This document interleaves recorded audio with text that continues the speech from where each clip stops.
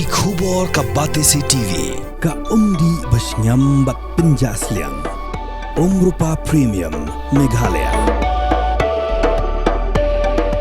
Net Foodish Ordar mapi Nginwan ramangi Hakerdob ying jongpi Kumulong lem kwe giri hakaperthei Kamigilaya Human Rights Commission mentakasngi kashpotri unopra arajar posau klarakhe International Human Rights Day arajar posau kablapen long auditorium jeng State Convention Center Shillong kapang padeng jeng ngi barakhe International Human Rights Day arajar posau kede our right our future right now Hagan ngi ulat ke jilla UCH Vishankar ulawan menyadan lang kumukangsan kadbaga chairperson Jamigilaya State Commission of Child Right kagatha ke sangma klashim yakbenta kumusembut kongsan Hagan ngi ladan langru Justice T Vaipe chairperson Kamigilaya Human Rights Commission uba FM Dob uskatri Kamigilaya Human Rights Commission uba H Nong Plo udukhat Kamigilaya Human Rights Commission bat kiwe Habakaran kumukangsan ulat ke jilla UCH Vishankar ulapen pau bikinong shnong ke jilla Meghalaya kilong ke badan boktam namar bikiyo ya ke jilla baka sarkar ba ke bakhoi ke basuba bat bon ba ke brio kiwan syaka ke jilla bar ulaben rapru baki Paidbah ke basyang masa Shillong kilong Kumba Bneng Let us take the time to pause and reflect on the profound meaning behind these words. The Universal Declaration of Human Rights adopted by the United Nations provides a global framework for protecting fundamental rights and freedoms. These rights include the right to life, liberty and security, freedom from oppression and discrimination, the rights to education, work and a standard of living, and freedom of thought, expression and religion. The human rights are the cornerstone of human dignity, equality and freedom. They are not privileges bestowed upon us. They are inherent entitlements. They are guarantees to be respected. They are not abstract ideals, but are the foundation of dignity, justice and peace. The rights we cherish today, like the rights to justice, liberty, equality and fraternity, are enshrined in the preamble to the Constitution, did not materialize by chance. They are a result of struggles fought by generations before us. Whether it was our struggle for independence, to the Universal Declaration of Human Rights, and to the framing of our Constitution, generations before us have put in the effort and we are reaping the rewards. Yet the fight is not over. In India, in our state,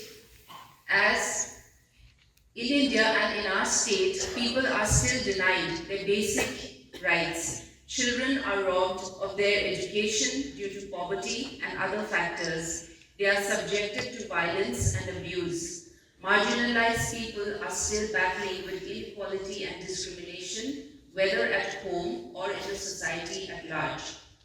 Speaking in this forum as a protector of child's rights, rights of children have been inherently enshrined in our Constitution, and with newer legislations like the Juvenile Justice Act, the RTE Act, which is the Right to Education Act, the POCSO Act, which is the Protection of Children from Sexual Offences Act, and other laws have only added more strength to ensure that children to a happy and a free life. However, these rights are guaranteed only in paper, and they serve as a reminder that rights on paper must translate into reality for everyone, everywhere. The future we envision is not a distant dream. It is a reality we must create. It is a future where equality is ensured and sustainability is prioritized. Protecting human rights is not just about addressing present inequalities, it is about safeguarding our collective destiny. We do not inherit the earth from our ancestors, we borrow it from our children.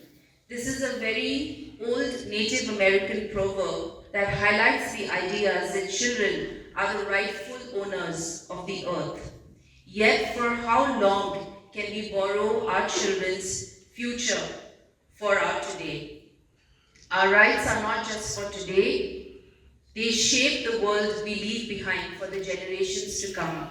For our children, the leaders, the innovators, and the change makers of tomorrow, the choices we make today will define the world that they would be inheriting. What kind of a world they will be inheriting, the answer depends on us.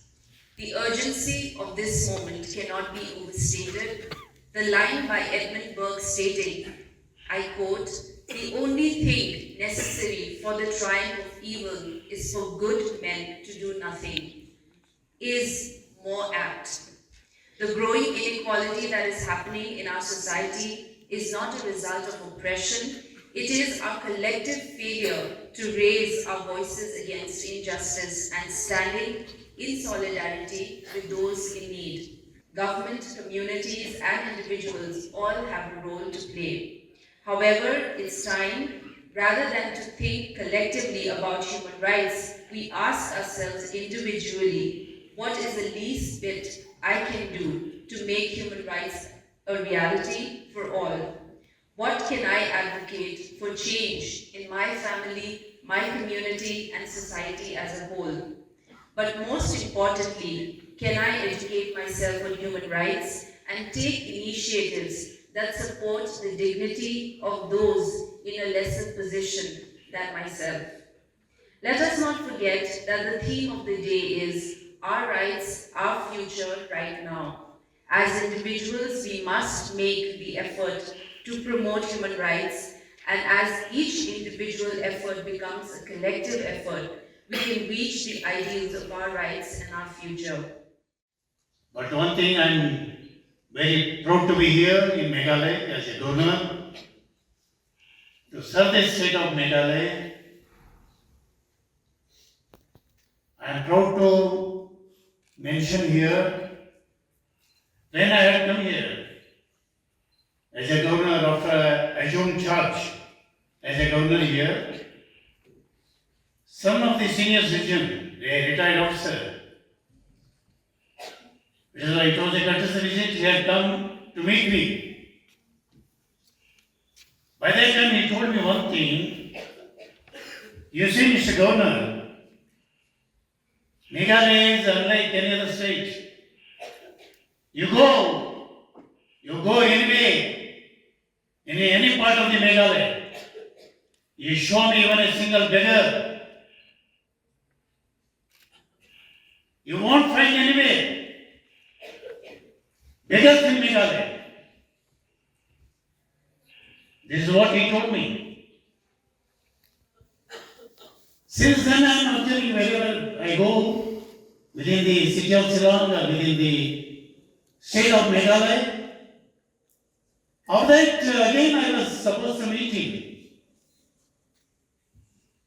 By that time, again I mentioned this. By that time he told me, if at all you are going to find any beggar, anywhere in any part of Meghalaya, you ask him, basically he is not from Meghalaya. In the sense, self-respect, command the respect.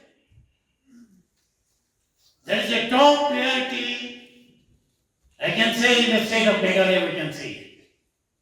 Top priority is self-respect. Respect ourselves, respect others.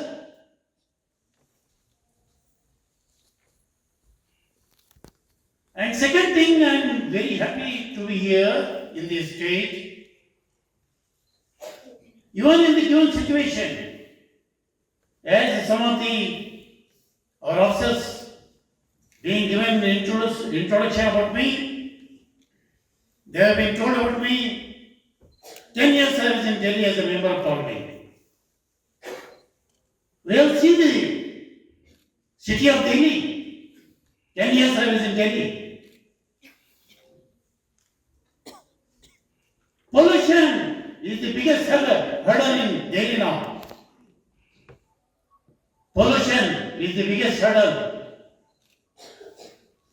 But I am proud to say here, if at all you are able to find and get pure air and pure water, If at all you are able to get, that credit goes to Meghalaya. That credit goes to Meghalaya, pure air and pure water.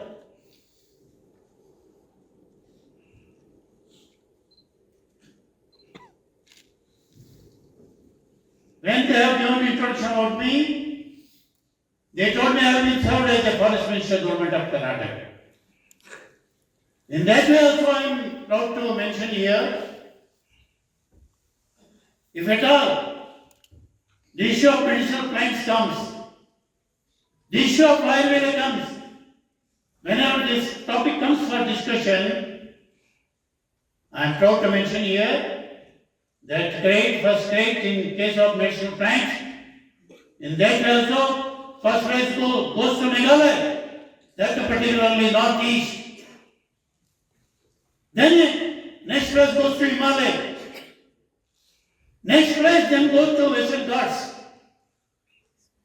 Then also, we being Meghalaya people, in that way also we have to be proud in case of medicinal plants. The issue of Ayurveda comes. First place goes to Meghalaya. In case of rest of the other part of country, in case of Karnataka, ancestral property right comes to the eldest son of the family. I am the eldest son in my family. Ultimately, ancestral property right comes to me. But whereas, in case of Meghalaya, ancestral property right ultimately goes to the youngest daughter of the family. She is going to be the custodian. She is going to be custodian. See the speciality, customs, tradition of this particular society of Meghalaya.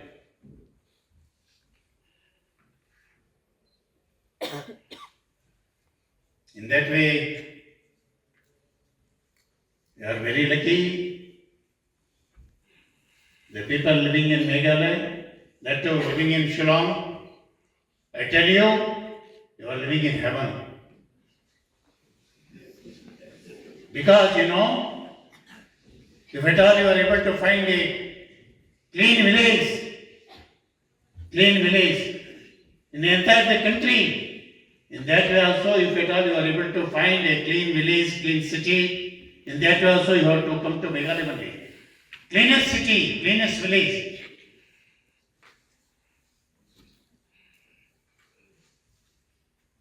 I am Mysorean. It is very difficult to accept any other place rather than Mysore. I being a Mysorean, we never accept. Always we say, in case of clean city, in case of any issue comes, always top priority should be given to Mysore in the country. That's what we say, and cities like that only. But after I come here, it is inevitable for me to accept it. You are living in heaven. You can get anything, anywhere in any part of the country and world, but very difficult to get clean air and clean water. And the issue of law and order comes here. This is sitting here.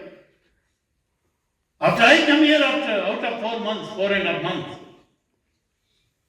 I am very happy to mention here. After I come here, with loud voice I can say, with this responsible position which I hold, by standing in this position I can say, whereas in case of Meghalaya, law and order issue, very, very peaceful state, I tell you. No law and order issues here. Very peaceful.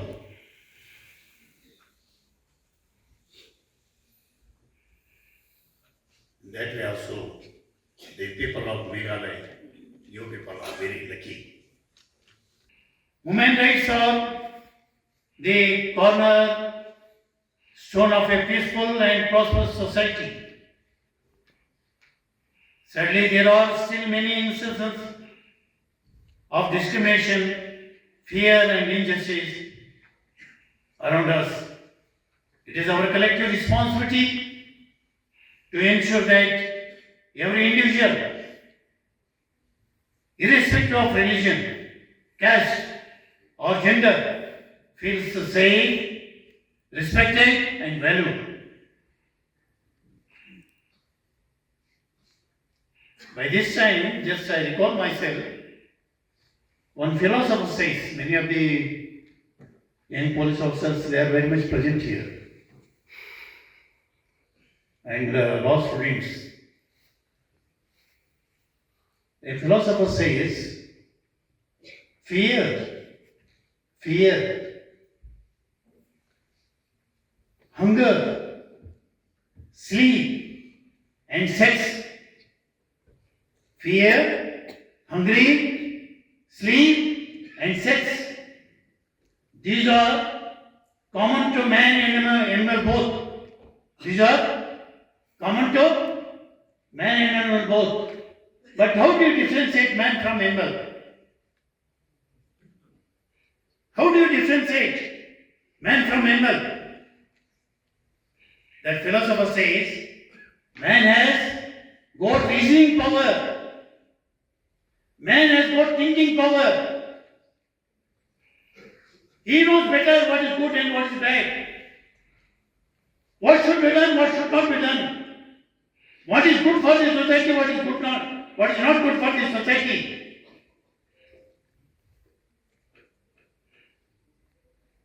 He has got reasoning and thinking power. He can assess himself what is good and bad. If at all he is not in that position,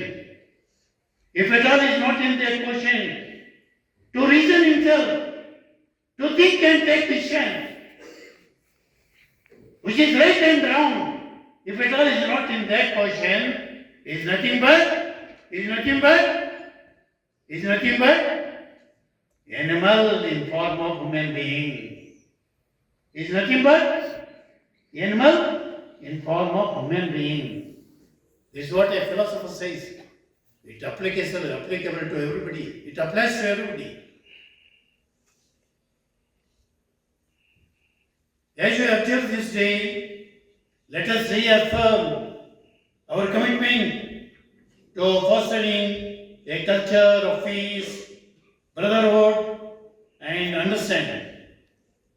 Let us work together to minimize human rights violation in the state of Meghalaya and create a society where everyone can live with dignity and hope.